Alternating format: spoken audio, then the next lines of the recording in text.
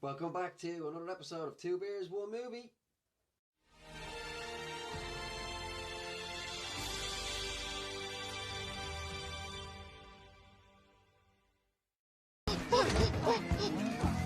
Dude!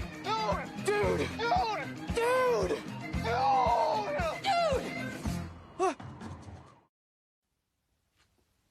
Yes, and today we're talking about arguably the most anticipated movie of 2021, which is Spider-Man No Way Home.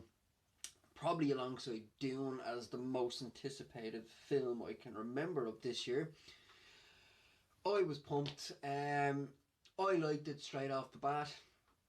It's starring Tom Holland, it's starring Zendaya, it's starring Benedict Cumberbatch, it's starring everybody and anybody.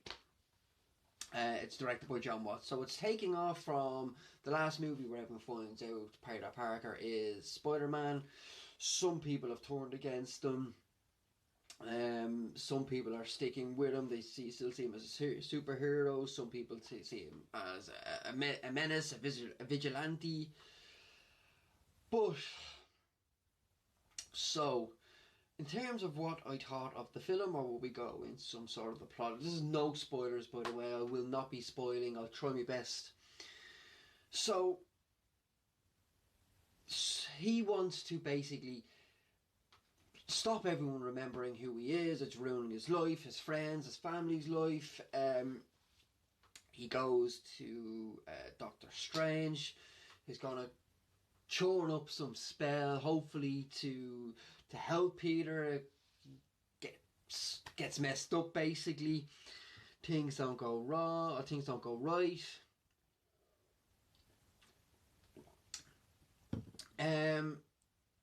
And the multiverse begins to open, where you have the villains from the other Spider-Man universes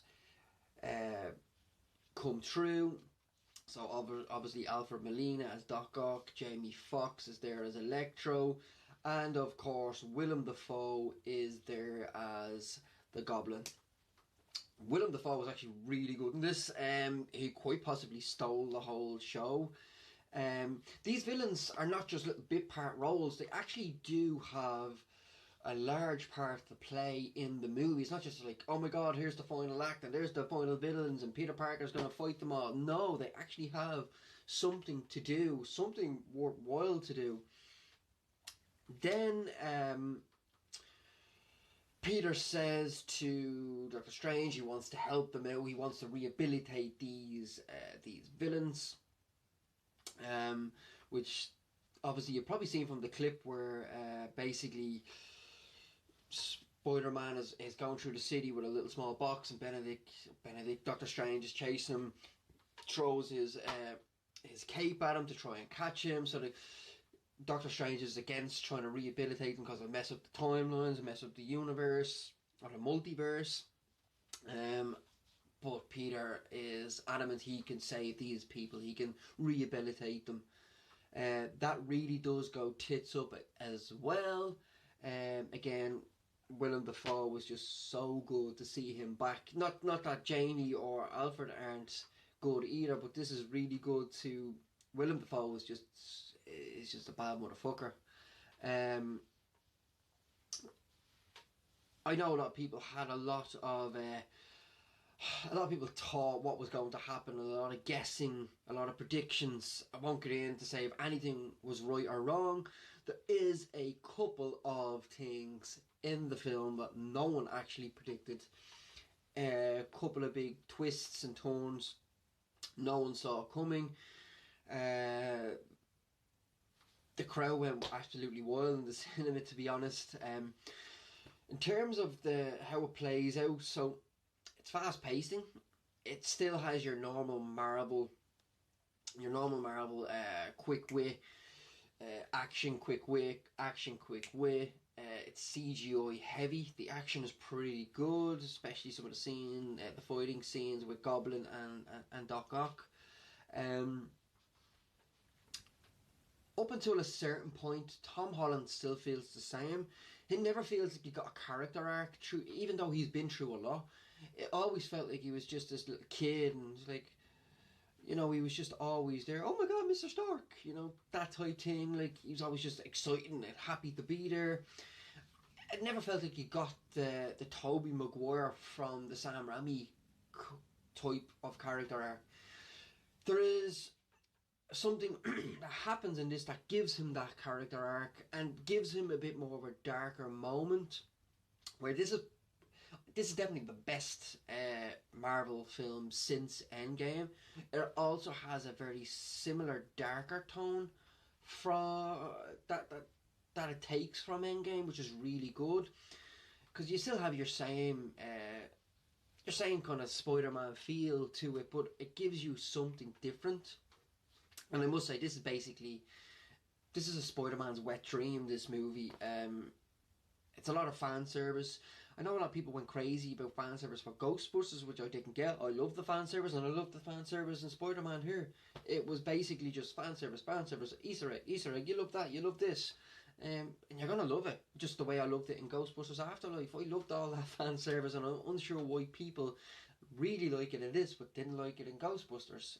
Anyway, so back to Spider-Man.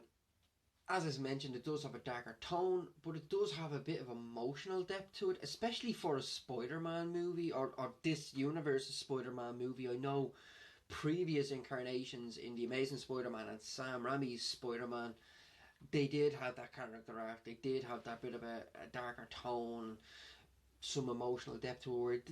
I never got emotional depth from the Spider-Man films themselves. I know from Infinity War and Endgame, you do get a bit of that with Spider-Man because of what happens with him and Mr. Stark, but in his own standalone movies, not really, because you don't actually see Uncle Ben dying.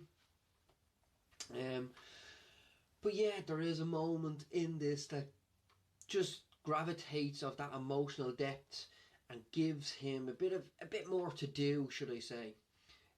The action scenes are really, really good. CGI, it's a Marvel movie, it's overdone as always. In terms of, again, no spoilers, in terms of end credit scenes, there's two. I won't tell you exactly what they are. One obviously has something to do with Spider-Man and one doesn't. That's as far as I'll go. Yes, it really is. I really enjoyed it. Did it live up to the hype? I don't know. I wasn't disappointed. I liked it. I actually really did like it. It's entertaining. It feels bigger. It has that Endgame feel to it. It has that Infinity War feel to it. Like, so it's pulling towards something. The only kind of criticism I always have